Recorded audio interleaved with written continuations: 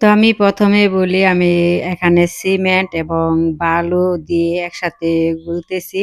তো সিমেন্টের পরিমাণটা কিন্তু কম আর বালুর পরিমাণটা বেশি। এখন পানি দিয়ে গুলতেছি। কি তৈরি করব সেটা তোমাদেরকে বলব। তোমরা অবশ্যই আমার ভিডিওর সাথে থাকবা। আসসালামু আলাইকুম। সবাই কেমন আছেন? আশা করি ভালো আছেন। তো আমি দেখাচ্ছি যে চুলা, এই চুলাটা কিন্তু আগে একটু করেছিলাম মানে মাটির চুলা ছিল। যেহেতু মাটির চুলা আমার লেপতে কষ্ট হয় মানে ভেঙে যায়। কারণ আমি বেশিরভাগই ঢাকা যাই, ঢাকা থাকি।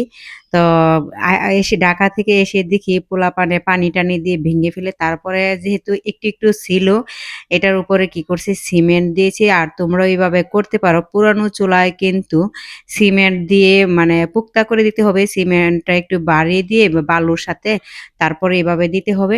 তো দেওয়ার পরে তোমরা দেখো আমার ফিনিশিংটা খুব সুন্দর হয়েছে কিন্তু। তো আমি আগুন ধরাবো। এখন আমি পুরো মানে যে চুলার সাইডে যে একটু বসার জায়গা, এই জায়গাটা একটু সিমেন্ট দিয়ে লেপে নিবো। তো লেপে নিচ্ছি। তো এভাবে সিমেন্টটা দিয়ে মানে আমি এটাতে আবার এত বেশি সিমেন্ট দেই না। কারণ চুলাতে দিয়েছিলাম বেশি সিমেন্ট। সিমেন্ট ছিল না বিধায় অল্প যে যতটুকু ছিল ততটুকু দিয়েই আমি এভাবে লেপা করছি। মানে লেপেছি। মানে ঘর যেভাবে লেপে এভাবে লেপতেছি।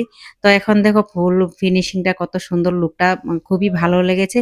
তো চুলাটাও কিন্তু খুবই সুন্দর লাগছে। মানে চুলাটায় কিন্তু আগুন ধরিয়েছিলাম। কিভাবে আগুন ধরিয়েছি সেটাও তোমাদেরকে দেখাবো। এখন আমি এই যে শেষ প্রায়। এখন আমি আগুন ধরাবো চুলায়। আগুন ধরানোর পরে তোমরা দেখো আমি কিভাবে আগুন ধরাই। তো এইভাবে আগুন ধরে একটু রান্না-বাড়া করব। যাই হোক ভালোই লেগেছে যে নতুন চুলা বানাইছি। আমি কিন্তু কখনো এই ধরনের কাজ করি নাই।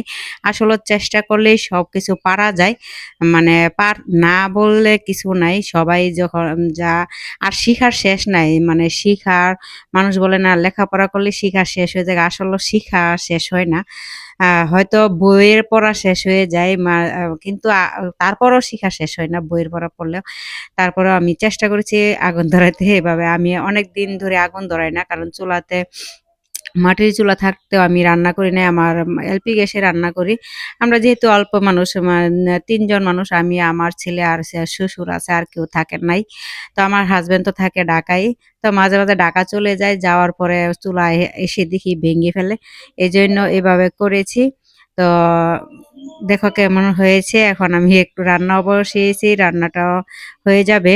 তো এভাবে আমি পাতিলেই রান্না করি। কারণ ২ টা পাতিলে ব্যবহার করি।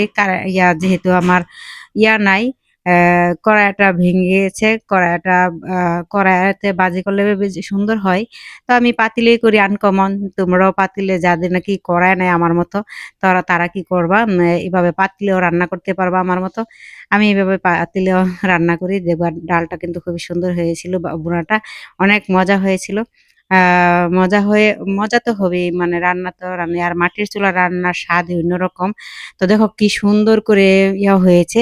চুলাটায় আগুন ধরেছে কারণ অনেকেই আমাকে মন্তব্য করেছে আমার আশেপাশে, "মুখ বড় দিয়েছি, চুলার ফিনিশিং হয় না।" আসলেও আমি তো তৈরিই করি নাই চুলা। আমি নিজে খুব একা করেছি। আল্লাহ হাফেজ, ভালো থাকবা।